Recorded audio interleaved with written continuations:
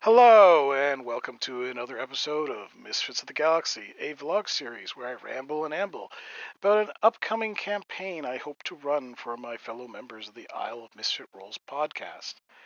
As you can see, our fabulous DM Mike is on today, and if you haven't heard of us before, I'll put links down below. I'd really appreciate it if you come check us out. We've recently transitioned over to a Twitch live stream format on Tuesdays, 8:30 Eastern Standard Time to about 11:30 Eastern Standard Time. So if you got the time, join us. You get to see this ugly mug react in real time to what that guy's doing, along with my fellow players. So this one is very similar to the episode in which I had Adam, the player of Elmas, on, except rather than Mike here asking questions, I'm going to be asking Mike questions about the Vertes campaign, or Vertes. I don't know the exact pronunciation. I guess that will be the first question. Um, and get some answers that will hopefully help me develop the Misfits of the Galaxy verse as a whole. As for those that are used to having seeing this on a Sunday, this is actually, or Saturday, my apologies. This is Sunday, May 29th, 2022. I've transitioned it over to Sundays now because I'm just finding myself a little bit too busy on Saturdays to continue with trying to do these recordings. So with that out of the way, I guess I'll just jump into the questions if that's okay with you, Mike. Bring them on. All right. So my first question is open but relatively simple, I hope. So when you came, is it Vertas or is it Vertas? Which one is It is, it? yeah, Vertes or Vertes, not Vertes, like, Vertes? now that you've said it, it's stuck in my head. Jeez. It's based on the Latin word for world, I believe. Veritas? Yeah. Veritas? All right. Well, let's go with Veritas for now. If Yeah. we're wrong, and we'll fix it later, right? See, that's your mistake right there. As being the DM, you are never wrong, and anything you say can and will be held against you in a court of D&D. So my next question would be with Veritas. What forms of media did you inspire you to create it? Be it movie, music, novels, video games, comic books? There's actually a lot, and depending on, like, for me, it's I have almost a flavor of the week thing kind of going on. But like the main overarching things is like a lot of references are done to the podcast content creators kind of funny because a bunch of us were fans of that, and that's where the group originally kind of started out of, and then we expanded from there. Mm-hmm. I'm big into JRPGs and anime, so I like to throw in the anime tropes. Like we've had a beach episode, we've had a hot springs episode. You know, you got to have those. And even our next episode coming out on twitch.tv/Misfit Roles is going to be a spinoff of Footloose. Like, it's just, I was listening to Spotify one day, Footloose came on, and I'm like, done. Footloose episode coming in. Sounds good. All I was right. listening to heavy metal music, and I was listening to some heavier stuff, and next thing you know, Trixie and the Pixies were born. Like, it's just... Okay. This is a kind of spoiler for anyone who hasn't listened to the first season, since we're in the second season right now. Yeah, what are you waiting for? Like, come on, get Yeah, on it. yeah, get on it. Freshwater oceans. Oh, God. What That's was your that? fault. That was a spur of the moment decision, right? Yeah, it was going to be a normal thing, and I was like, all right, well, everybody needs, like, salt is such a needed thing, and so I was like, all right, why is this? When I originally started designing towns, Yeah. I was using a sheet that had, like, you know, town size, town population, major imports and exports and stuff like that. It would help me give a town character because towns Mm-hmm. just aren't towns. They always need a purpose, All right. right? So, what's the purpose of a town? And I wanted you guys to go do a mine thing. So I thought, okay, what's this town? Salt Town. So I was like, okay, that sounds great. Mm-hmm. So it was a fishing village, and I'm like, okay, what does a fishing village needs? There's no refrigeration and whatnot. Yep. So how do you preserve fish? Salt. This is, you know, Yeah. ancient refrigeration with salt. And so I was like, All right, so now they're going to go to a salt mine to save this town, and then salt lets you. What else is salt really used for? Cheese, and then it led to that. And then you guys are like, well, where it's a coastal town, we can just make, sea salt. And I was like, damn. Not sure if you want swearing on this podcast or not. That's fine. I didn't think that far ahead. It's not a podcast. It's a vlog. Feel free to Yeah, sorry. swear as much as you want. So in my head, I was like, fuck. I didn't think about that, and my players, as normal, are much smarter than I, and found a loophole. So All right. Follow I up. had to nip that. Follow-up question. This is more like, would if you had a chance to do that over again, would you have done anything different? No. No. It's very rare where I want to redo something because it leads to, one, keeping all you guys on your toes. It keeps me on my toes. And you know what? I couldn't be happier with where we are and what we're doing. Okay. So Sounds good to me. Now to open that can of worms a little bit further. just crack it right open. Let's chug. Would the aquatic creatures of Veritas be able to survive in a saltwater environment? It would depend on the creature, I would say, and it would be a question for evolution and how long were they exposed to it. What kind of creatures are they? Already solely fully aquatic species, or are they kind of a hybrid? A shark, for A example. shark? Freshwater shark? Yeah. If it goes into thing, I would think most Veritas under aquatic creatures would probably have trouble because they're not used to it, and some of them some of the more hardier ones would be able to survive, but for your more basic ones, they would probably struggle and die. So, is there, aside from the fact that it's just freshwater, is there any physiological or stat difference between the aquatic species of Vertes and what you would generally find in like a Nope. monster man? Okay. Nope. I don't really pull them straight out. The only reason we have the non-saltwater ocean is because you guys wanted to make salt and tried to bypass my storyline, and I said no. You could have just made wood a little bit rarer, and then they wouldn't have had the opportunity to make the salt with the water. Yeah, but there's wood all around there. It's they get to, like, the ships aren't going out right now, so they could even, you guys could have taken the old boats and created. You guys would have found a It was a loophole. great spur of the moment idea on your part. It's like And at the end of it, threw us why? all for a loop. Magic. Exactly. And they're like, oh, so we can drink all the water. I'm like, no, there's lots of fresh water places. Like, you can't drink fresh water. Surprisingly dirty. Mm-hmm. So, my next question about Veritas, the ban on firearms. Is that because they don't fit in your setting, or is it in campaign? Was that the reasoning behind that? Yeah, for the most part, it was just, it's not a thing that's been quite developed yet, and it also gave us a place to go, depending on where we wanted to go. Mm-hmm. Yeah, makes sense. And I find a lot of times now, a lot of people who want to play the gunslinger or whatnot, they're just a lot of times tend to be rehatched versions of Percy. Yeah. You had an opportunity to look over that table I presented to you guys online about firearms. Yep. Do you think that introducing them to the verse at large is going to be game breaking at all, or do you think that would be a good way to?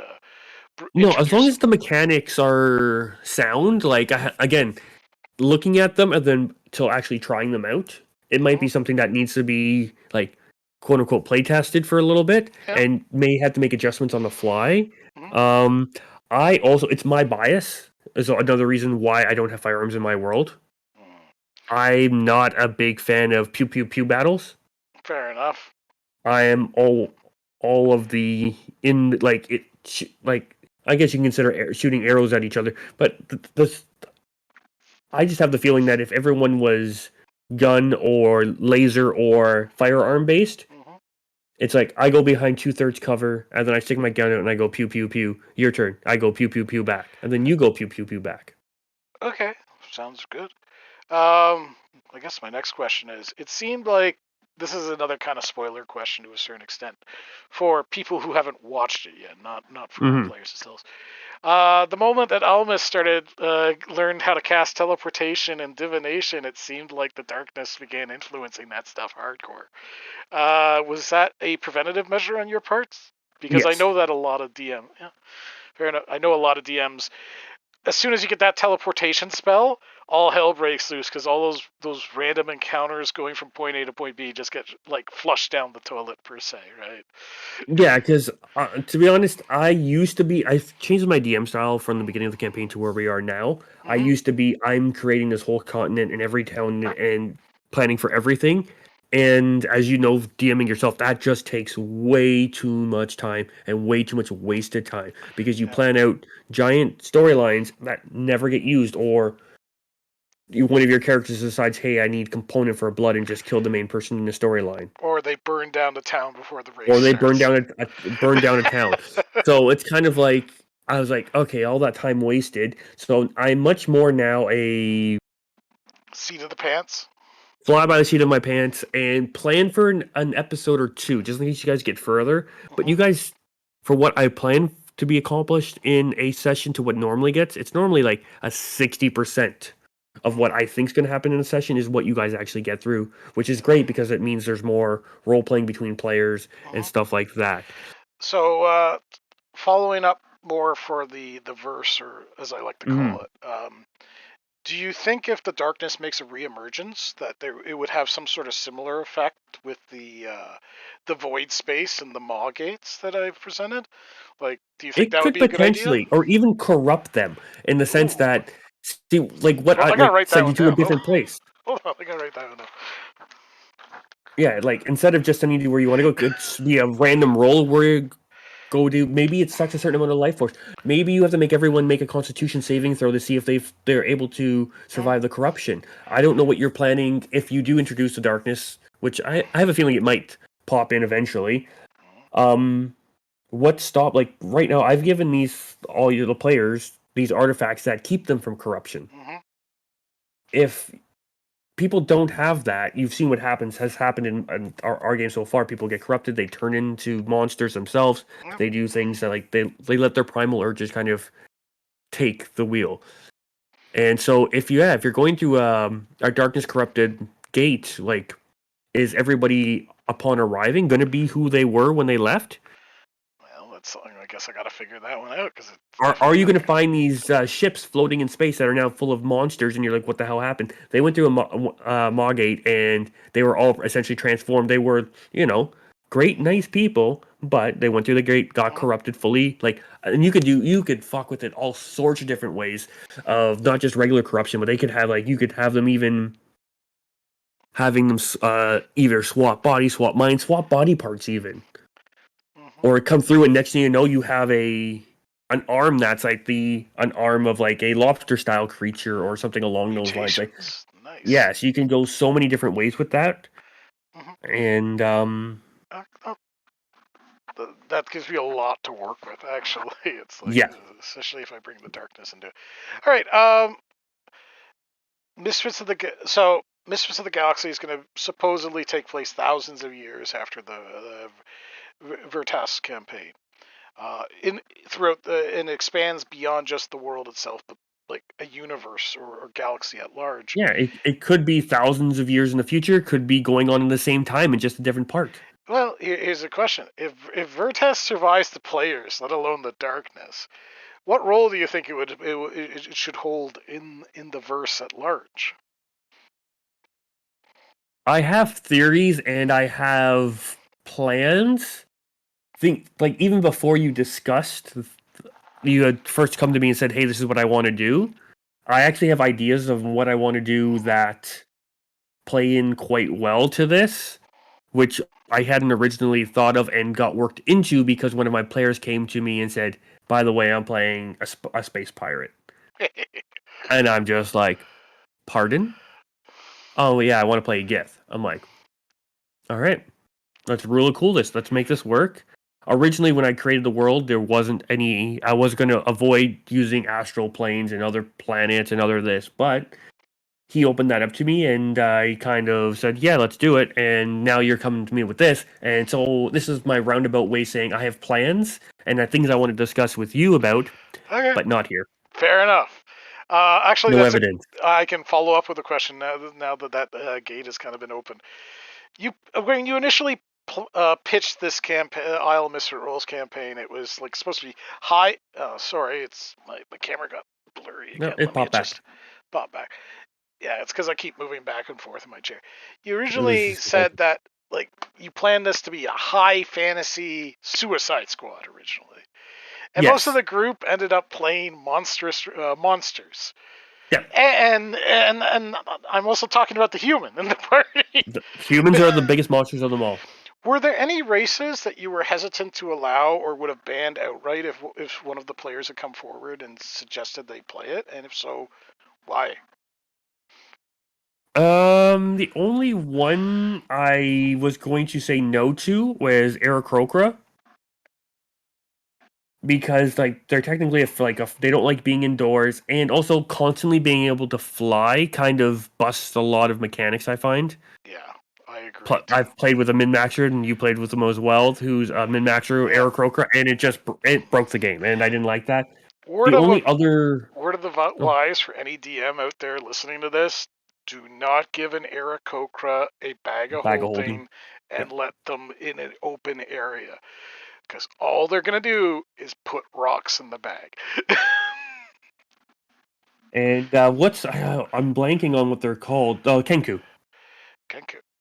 With it's Kenku would have to be a very special situation for me to allow it because they don't have their own voice. It's all mimicry. So if the person was amazing at impressions or something like that, then I'd be like, sure, go for it. But that's a lot to put on a player to constantly have to talk in other people's voices all the time. Mm-hmm.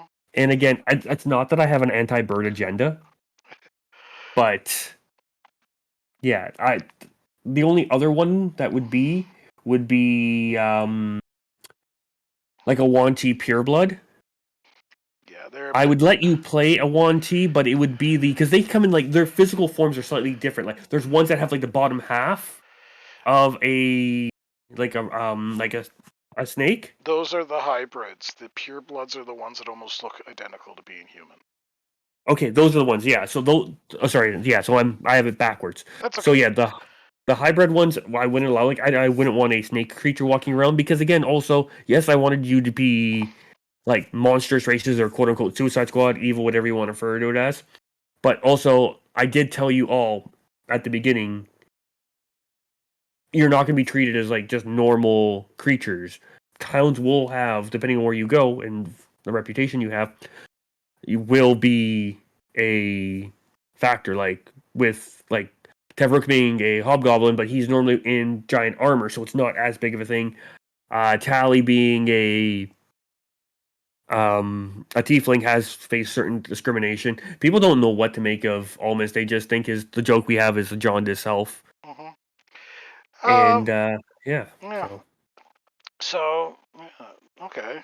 but So, opening it up into the space and me not running it, yeah, go nuts. exactly. Like you've already. A lot of people have commented that they like the Ave Ra from the Oh, love them. Dark Matter set, and that's a bird race for anyone who. Then see, I like birds. I might even try to play one. Who knows? I don't know if you're gonna Okay, have them as a playable race. so I've seen a lot of similarities between the gods of Vertas and the Greco-Roman god or pantheon Yeah, of our own that was world. the That was inspiration. intentional. Yeah. Yep. Okay. Um, are the gods anchored to Vertas, or do you think they would expand further out into the verse at large, and there would be other worlds that worship these gods? No comment. No comment. Fair enough. We'll skip that one. But Uh, going back to your previous question, mhm, I have a question for you. yeah. With the new source book recently released, claiming to have 30 plus more races added, like on D&D Beyond and with the Multiverse of Madness. Is that what it's called? Multiverse of something? Monsters of the Multiverse. Monsters of the Multiverse, claiming to have another 30 plus new races added to the book, I believe. Yeah. How has that affected your planning and your None. what? Like, are all these going to be available? Are you going to? I guess you'd probably have to give it a solid read through before deciding Well, yes, no, yes, no, no, no, yes. I've actually had the opportunity to give it a solid read through already. Okay, and Um, I don't have a problem with anything in it really. beautiful. The reality of the matter is, while they say 30 plus races, yeah, if that's like not to get over like not political, but like debate the subject or anything like that.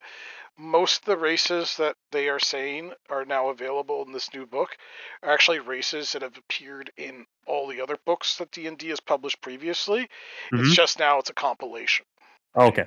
And I was they've unsure made if they just did no, that or and they've not. made some changes to them. Okay. Obviously, with the lizard folk, they stripped away their like ability to build tools out of like The bone crafting. bone crafting and what, which I'm kind of disappointed, but I understand why they did it.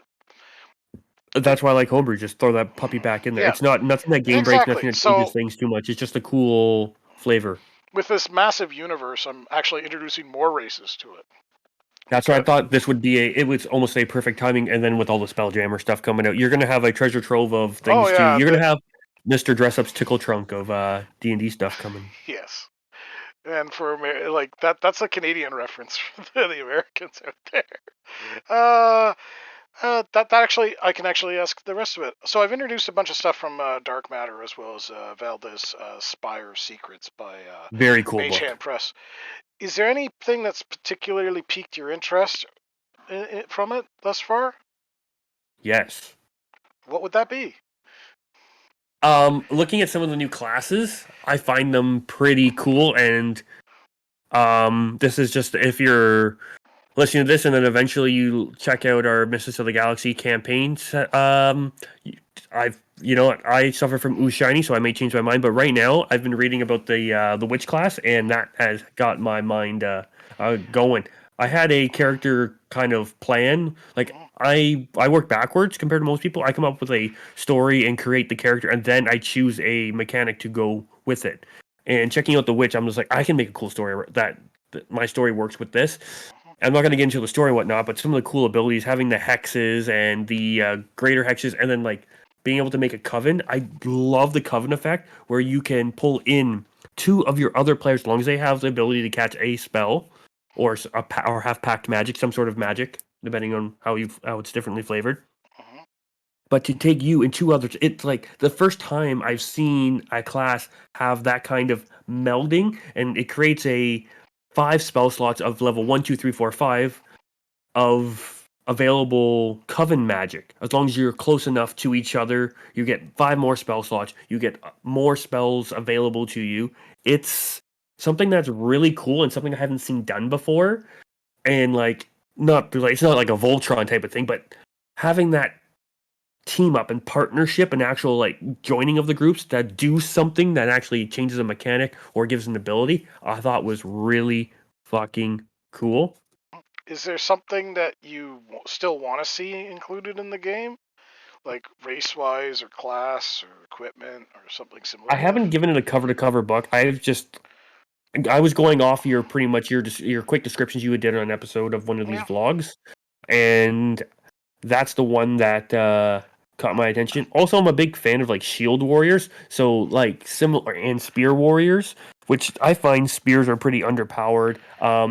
There was a game previously that I had actually played with you. Ooh, what's it called? It was the ancient Greek one, not D&D Beyond's version or Uh, whatever that one what is. is it? Odyssey of the Dragon Lords.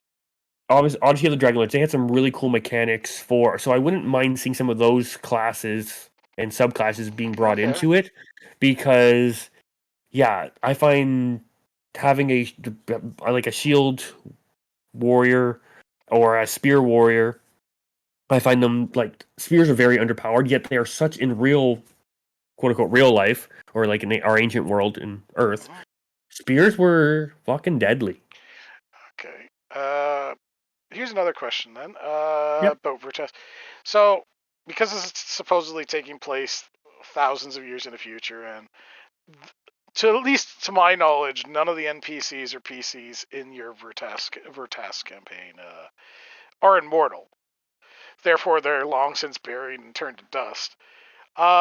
What legacies would you like to be seen brought into Misfits of the Galaxy? I know I've already mentioned the Burned Legion before, but Mm-hmm.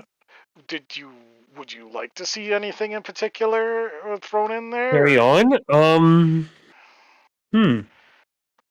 The I wouldn't mind seeing something along the lines of, depending on how things go with Aviana and Sindrak and the pretty much the they're like not Brotherhood. I'm playing a lot of Assassin's Creed lately, so that's what I'm thinking of. Like essentially, like the hidden ones, like having their own through the testament of time, it changing and going through different things Mm, of essentially these darkness fighters. it sounds good. I was thinking possibly having like two things. Maybe have a thieves guild called what is it, the Flock, if I recall correctly, where it's all bird names. Yes, that is essentially that's just a sect of the overarching. I believe it was the Hand and the Black Dagger. Then eventually, when they merged, it became the Black Hand. So Mm, yeah, if there's a Thieves Guild and that had a an ode to the flock type of thing, that would be kind of cool as yeah. well. And Uh, Almus and his buddies might still be around, depending on. I'm not sure how they age when they're in their own world, I'm like wondering. their own thing. Yeah, I'm kind of. I guess I'll have to discuss that with Adam if you don't have the answer to that. I know they're supposed to live hundred. Like depends They on don't how. age in the astral plane, I Yeah, believe. They well, only age when they leave. the big issue is with the Gith Yankee and the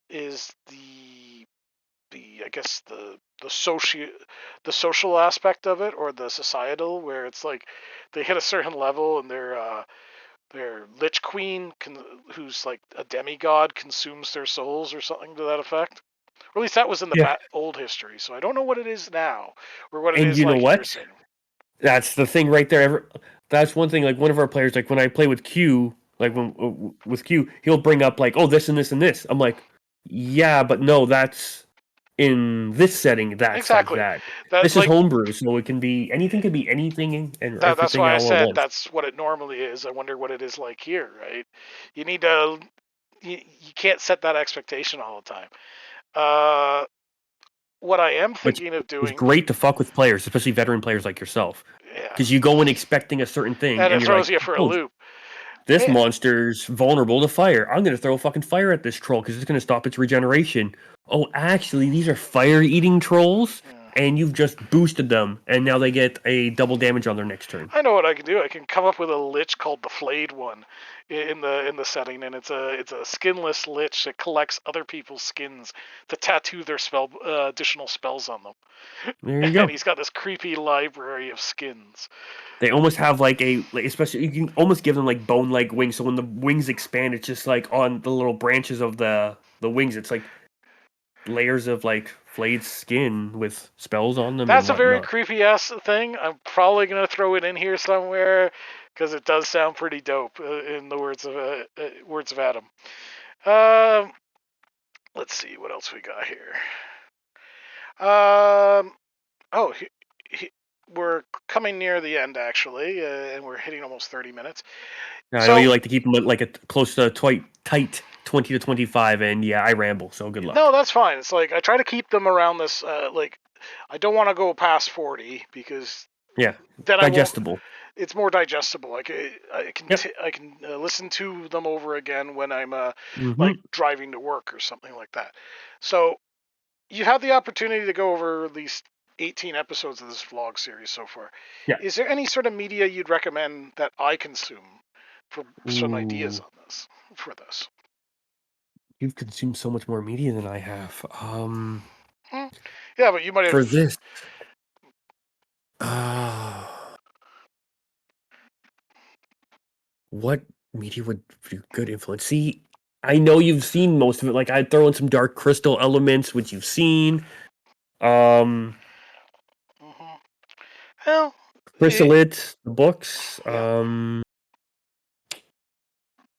All the post-apocalyptic stuff you've seen. Like that's it's okay. That's okay. You can the think. old X-Men when they had the arc, well, the Dark Phoenix arc from the old X-Men TV show in the 90s. Yeah. All right. Fair. With the Korean, the Shi'ar Empire. Gotcha. Exactly. Yeah. Yeah. Okay. That's fine. Like if you're a bit stumped on that, we can just carry. Last Yeah. Yeah. question. Last question. You've been running your Vertas campaign for over 2 years now. Congratulations. Never thought it would Most games reach would that. flounder by now. What is your advice or takeaways as a dungeon master that you've gathered while DMing this group? Don't be upset when your plans go to pretty much get toasted Hmm. because it's just not another opportunity to come up with something new and potentially something better. And what you come up with is normally better due to the fact it's not just you creating it, it becomes a collaboration. And another thing you have to remember, and one thing I've learned, it's not your world. Like even now, you keep saying your world of Veritas. It's not mine. It is in a sense, but it's not. It's our world, and the more you can bring in your characters' backstories and more their thoughts, and they're like, "Hey, about this," and you're like, "Oh, did you think about bringing this aspect in?" I'm like, and like, the answer should never be no. It's yeah, let's bring that in. Let's do this, or if you have any ideas, let's bring it in. So let them flavor it. Like it's Okay. also try to stick to a schedule as much as possible. Like I always like to say the biggest bad of D&D or any tabletop role playing group is real life. Yeah. Yeah. That's So the try to monster. That's find the a group monster that's you going can to show never up. defeat. Exactly. Find a group that can put together a fairly constant schedule and that alone, and pay attention to your players, see what excites them and see what doesn't. All right. It's just remember, it's not I don't like playing in games or listening to or watching or whatnot, whatever it is. Whereas like people treat it like a video game. It's not the dungeon master versus the players. I'm not trying to kill the players. I'm not trying to beat them. I'm just trying to hold their hand and be their storyteller. The dungeon master should always be the number one fan of the characters in Exactly. the game. Yeah. Exactly. You want them to do the cool shit. You want them to be powerful. Hmm. No, you don't want them to be over powerful. That's the only thing is I'm finding now with getting a higher level players is combat takes longer. I can see why. Like, I can't imagine running a level 20 campaign, or like even at that point. Like, I saw a video about it, guys who have been running a 40-year D&D campaign. But I'm like, I don't know where you go from there. But also, like, the hit points and everything scales so high, it just becomes. And then like Unmanageable. the bad guys have so many spells in this, and it just becomes too much.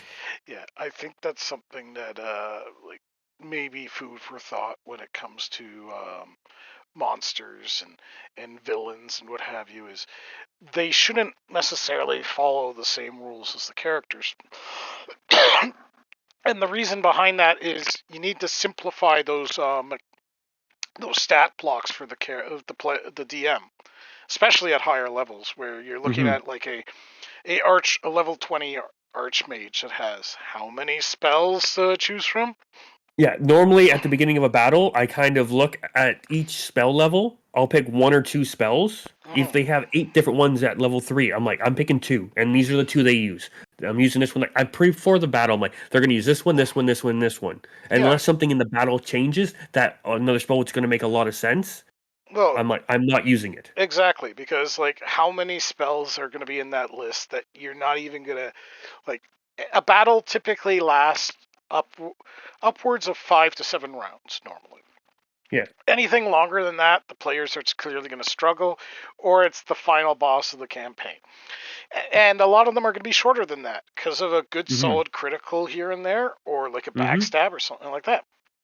How many of these spells are you actually going to be able to use in said Yeah. encounter is what you got to ask yourself.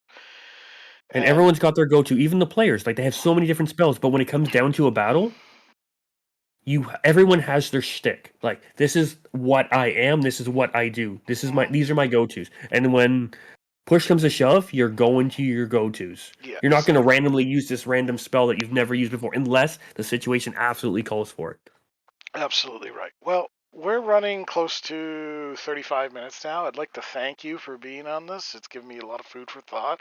And I got some Oh, no ideas for problem. some villains and some new factions for this world or this I setting. can't wait to. Yeah, it's now the hardest part about you coming up with this Yeah.